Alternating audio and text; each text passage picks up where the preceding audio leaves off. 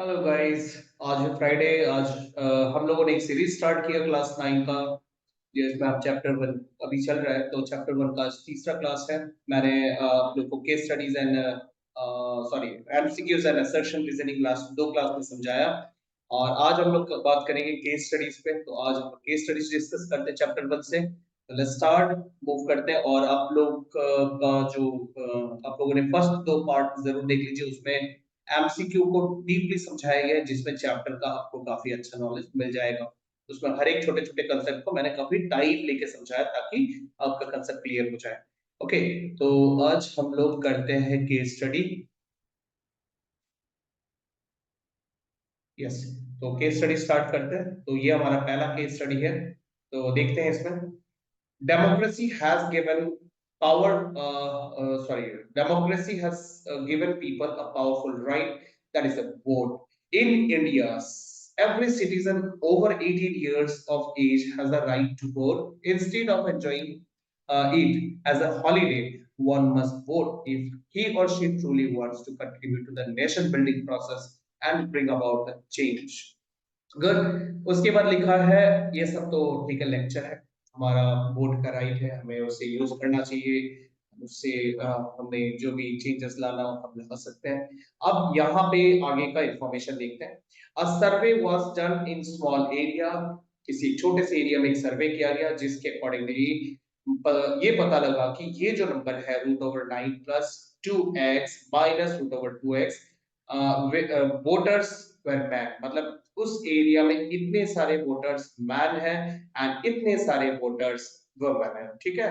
अच्छा, अब इसके बेसिस में हमें सवाल के जवाब देने हैं। तो ओवरऑल आपने समझ लिया, किसी एक सर्वे एरिया का सर्वे हुआ है, उस एरिया में कितने लोग मेल हैं, कितने सारे वोटर्स। तो इसको इन्होंने एक अलजेब्रिकल फॉर्म में दिया, number of male voters and number of female voters को भी इन्होंने अलजेब्रिकल फॉर्म में लिखा है। तो अभी यहाँ पे हमारा जो पहला सवाल आता है यहाँ पे, वो है which numerical concept is used here. तो यहाँ कौन सा न्यूमेरिकल कंसेप्ट यूज किया, कहाँ पे भाई, कहाँ पे न्यूमेरिकल कंसेप्ट। तो यहाँ देखो, यहाँ पे क्या बोला गया कि उस एरिया के अंदर कितने सारे मेल वोटर्स हैं, कितने सारे फीमेल वोटर्स हैं। तो ये क्या चीज है, ये गिनती है भाई। नंबर गिना जा रहा है। तो क्या ये नंबर गिनना एरिया होता है? बिल्कुल नहीं। क्या ये सर्कल है? कोई एरिया सर्कल थोड़ी ना होता है। ये कोई स्टैटिस्टिक्स भी नहीं है। क्या है ये? नंबर सिस्टम है, काउंटिंग है। तो काउंटिंग इज नंबर सिस्टम। तो which mathematical concept is used? से नंबर सिस्टम। यहाँ पे आपका जो आंसर हो जाएगा वो है number system. Okay, next question. Simplify, आपको इसे सिंप्लीफाई करना है। देखो यहाँ पे लॉ ऑफ एक्सपोनेंट पे ध्यान देना। कोई भी दो सेम बेस अगर डिवाइड होता है, ठीक है, तो उनके पावर्स को हम माइनस करते हैं, राइट। हम पावर्स को माइनस करते हैं। ध्यान देना, दो सेम बेस में अगर डिवीजन हो, बेस सेम होना चाहिए, तब हम उनके पावर को माइनस करते हैं। तो यहाँ पे दोनों बेस सेम है, 7 है दोनों, और डिवाइड हो रहे हैं, तो हम इसे माइनस करेंगे। तो हम लिखेंगे 7 टू द पावर 1/5 माइनस 1/3। तो आप इन दोनों को माइनस करो। आप यहाँ पे इन दोनों का एलसीएम ले लो, आप रफ में कर लो ना माइनस। तो 1, ये जो 5 और 3 है, इनका एलसीएम बनेगा 15। तो 5 3 जा 15, तो 3 आप ऊपर मल्टीप्लाई कर लो इस 1 के साथ, 3 मल्टीप्लाई कर लो, और इस 1 के साथ 5 मल्टीप्लाई कर लो। सो 3 माइनस 5, तो -2/15 आ रहा है यहाँ पे आंसर। तो -2/15, तो देखो ये बन गया -2/15। तो ये आंसर आपको कहाँ मिल रहा है, चेक करो। तो ये आंसर हमें ऑप्शन ए में मिल रहा है। Okay, done. तो ये हमारा आंसर हो गया। चलो नेक्स्ट क्वेश्चन में चलते हैं। लॉ ऑफ एक्सपोनेंट है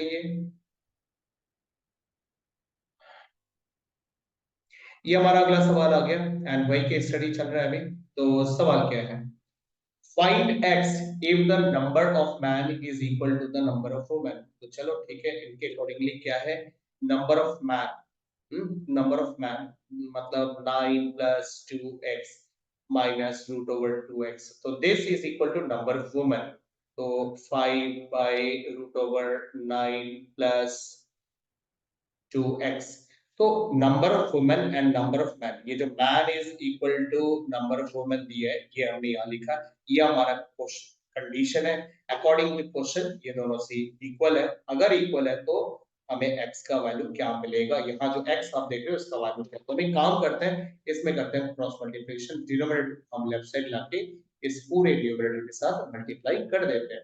तो मल्टीप्लाई करने से क्या हो जाएगा, this into this value is equals to whole square, और होल स्क्वायर करने पर 9 प्लस 2x होल स्क्वायर बच जाएगा, एंड उसके साथ ये वैल्यू इसमें भी मल्टीप्लाई होगा तो बच जाएगा minus root 2x into root over 9 plus 2x, right, ऐसा हो जाएगा। तो इसको हमने इसके साथ मल्टीप्लाई किया तो ये बना, इसके साथ मल्टीप्लाई किया ये बना, तो राइट साइड में क्या बचा, ओनली 5। ओके, समझ में आ रही है, सिंपल कैलकुलेशन है ना। डिनोमिनेटर को हमने उधर भेजा है, ये बायनोमियल है, इसमें दो टर्म है तो दोनों के साथ हमें मल्टीप्लाई करना है। फर्स्ट पार्ट तो सेम ही था इसलिए होल स्क्वायर आ गया, and second part root over 2x के साथ मल्टीप्लाई करना है तो हमने कर। ओके, अब यहाँ पे क्या होगा, स्क्वायर और रूट कट जाएगा, सो 9 प्लस 2x माइनस, यहाँ पे मैं एक चीज बताता हूँ, जब दो सेम टाइप का रूट मल्टीप्लाई होता है ना, देखो ये भी स्क्वायर रूट ये भी स्क्वायर रूट, तब हम रूट को कंबाइन करके दोनों को अंदर ऐसे मल्टीप्लाई कर सकते हैं। तो सिमिलरली हम रूट को कंबाइन कर देते हैं यहाँ पे, तो रूट को कंबाइन कर से 2x इंटू 9 प्लस 2x, ये यहाँ पे बच जाएगा, राइट साइड में 5 है। तो अभी हम थोड़ा सा इसे सिंप्लीफाई करते हैं, ठीक है।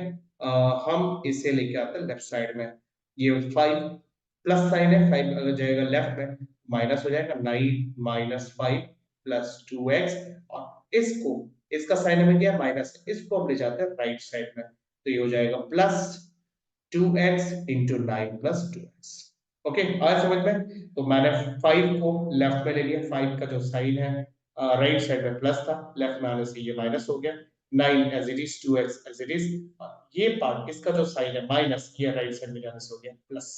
ओके, तो इसे हम सॉल्व करते हैं, ये 9 minus 5 is 4, 4 plus 2x is equals to root over 2x, और यहाँ पे 9 प्लस 2x। ओके, क्लियर हो गया ये चीज।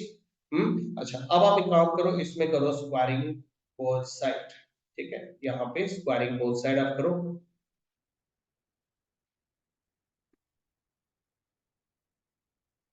तो स्क्वायरिंग बोथ साइड करते हैं, इसमें हम स्क्वायरिंग बोथ साइड अगर कर देते हैं ऐसे करके, स्क्वायरिंग बोथ साइड करते हैं, तो यहाँ पे a plus B whole square का फॉर्मूला लग जाएगा, तो a स्क्वायर मतलब 16, बी स्क्वायर मतलब हो गया 4x स्क्वायर, और 2ab अगर करें तो प्लस 2 के साथ आप इन दोनों को मल्टीप्लाई करते हो, this is equal to 2ab, तो 4 टू 8, 8 टू 16, 16x।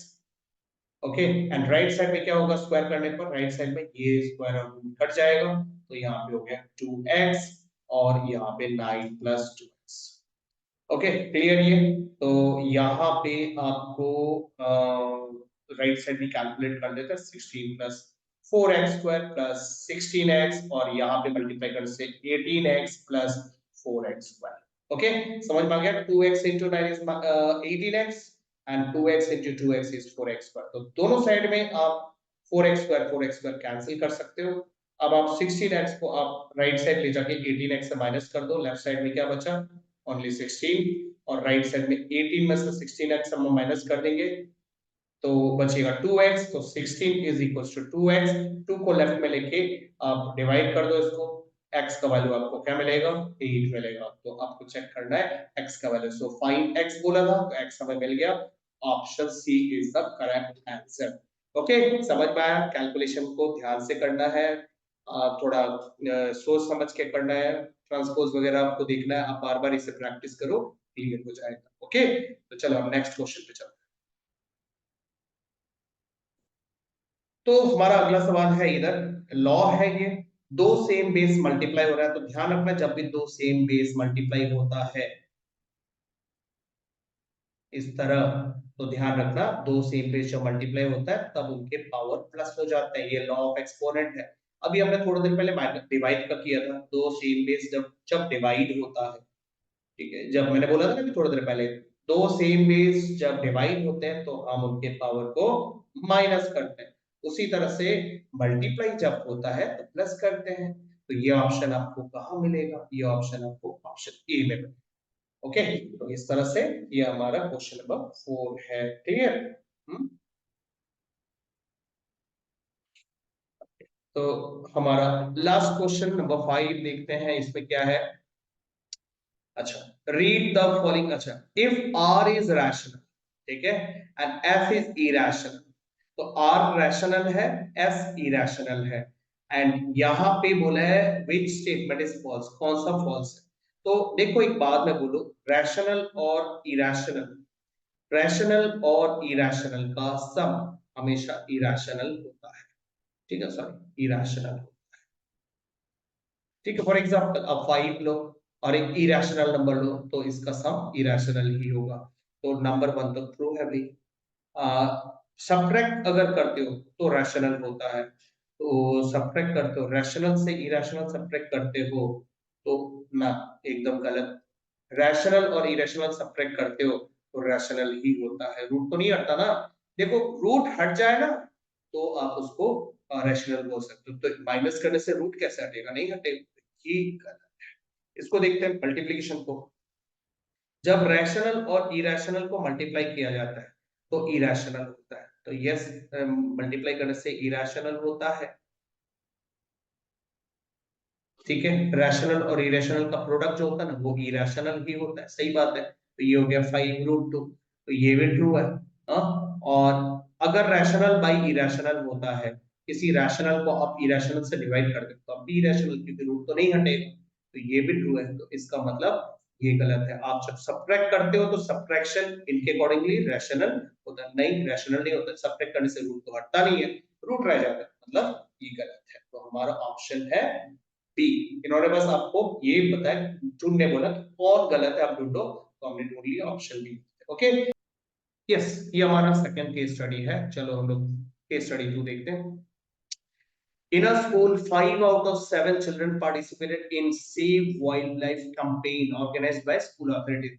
तो स्कूल अथॉरिटी एक save wildlife campaign organise कर रहे हैं, जिसमें स्कूल का हर 7 बच्चे में से 5 बच्चे ने पार्टिसिपेट किया, ठीक है। तो 5 out of 7 उन्होंने पार्टिसिपेट किया। तो अभी यहाँ पर हम देखेंगे question number 1, which is the value of 5/7। 5/7 का वैल्यू क्या है? तो 5/7 का वैल्यू है, अब देखो मैं आपको एक बात बताता हूँ, आपका जो एक्सरसाइज है, आपका जो बुक है, उसमें जो आपका थर्ड एक्सरसाइज है, उसमें आपको क्वेश्चन नंबर 2 मिलेगा, जिसमें आपको 1/7 का वैल्यू बताया है 0.142857, ठीक है, ये उसका वैल्यू दिया हुआ है। और अगर 1/7 का वैल्यू इतना है और आपको चाहिए 5/7 का वैल्यू, तो वेरी सिंपल, आप एक काम करो, इसको स्प्लिट करके लिखो 5 into 1/7।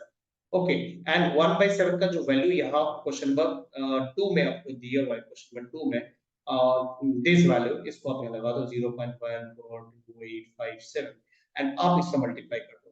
तो 14 5 70, तो 7 से स्टार्ट होता है, तो ऑफ कोर्स 7 से स्टार्ट होता है, तो यही वैल्यू है, क्योंकि देखो ये 7 से स्टार्ट हो रहे हैं, तो ऑप्शन मिल गया, ठीक है। आप इससे मल्टीप्लाई कर लो 0.714285, ये इसका वैल्यू है, ठीक है। ये मैंने डायरेक्टली कैसे निकाला मैं आपको बता देता हूँ, एक बार हिंट दे देता हूँ। आप यहाँ पे 1/7 में जो वैल्यूज आप देख रहे हो, इन सारे वैल्यूज को क्लॉक की तरह लिखो, 1 4 2 8 5 7, ठीक है। इस तरह क्लॉक की तरह आप लिख पे इनको वैल्यूज को लिखने के बाद आप जब 5 into 14 करते हो तो आपको मिलता है 70। इसमें आप पहला डिजिट देखो 7, और 7 से ये क्लॉक घुमा दो, ऐसे ही कर 7 1 4 2 8 5, ये सब छोटे छोटे टेक्निक्स है, आप मेरे साथ बने रहोगे तो आपको ये छोटे छोटे टेक्निक्स मैं टाइम टू टाइम आपको सिखाता रहूंगा। तो इस टेक्निक की मदद से आपको ये आंसर मिल जाएगा। देखो 7 1 4 2 8 5, चेक करो 7 1 4 2 8 5 मैच किया। अब ये देखो ऑप्शन, तो इस तरह हाँ इसका आंसर आ गया। अदरवाइज आप डिवाइड कर सकते हो, डिवाइड करने में आपको टाइम, लेकिन अगर आपको इसका नॉलेज है तो आप कर सकते हो। आप कुछ कुछ चीजें तो याद कर लेना, जैसे 1/3 का वैल्यू, 1/11 का वैल्यू, 1/13 का वैल्यू, 1/17 का वैल्यू, तो 17 नहीं सॉरी 7, 1/7 का वैल्यू, ठीक है। तो इनकी वैल्यू हो सके तो आप थोड़ा सा मेमोराइज कर लेना। अब मान लो आपको 1/13 पता है, तो आपको अगर 5/13 निकालना है, तो वही जो सिस्टम मैंने यहाँ सिखाया ना, वो सिस्टम आपको काफी हेल्प करेगा। ओके, तो चलो हम आगे बढ़ते हैं, अगला सवाल देखते हैं। How many rational numbers are there between 5 and 7? 5 and 7 के बीच में कितने रैशनल नंबर है? ये क्या हद हो गया। 5 और 7, कोई भी दो नंबर के बीच में ना कितने सारे रैशनल नंबर है ये बोलना मुश्किल है, क्योंकि नंबर्स एंड नहीं होता भाई। देखो ये जो 5 था, मैं 5 को 0 0 0 0 0 कितना भी लिख सकता हूँ, और 7 को मैं 0.00000 कितना भी लिख सकता हूँ। अब ये एक बार अगर ये डेसिमल नहीं होता, मान लो मैं शुरू करता हूँ इनके बीच में नंबर्स लिखना 5.00001, राइट, और वहां जाके कहाँ खत्म करोगे फिर 5 सॉरी 6.99999। अब मैंने यहाँ पे 4 5 जीरो लिखे, इसलिए मैं यहाँ से स्टार्ट करूँ। इस तरह हजारों करोड़ों जीरो भी तो लिखा जा सकता है। इसका मतलब दो नंबर के बीच में कितने नंबर्स है ये बताना बड़ा मुश्किल काम है। यहाँ इनफाइनाइट नंबर्स हो सकते हैं, अनलिमिटेड नंबर्स हो सकते हैं, दैट्स व्हाई ऑप्शन डी। कोई भी दो नंबर के बीच में रैशनल नंबर्स पूछे या पे इरेशनल नंबर्स पूछे, कोई भी दो नंबर के बीच में, तो वो इनफाइनाइट नंबर्स हो सकता है। ये कोई नहीं बता सकता एग्जैक्टली कितने सारे नंबर्स है। ओके, तो चलो हम अगले क्वेश्चन पे बढ़ते हैं। तो ये हमारा अगला सवाल है,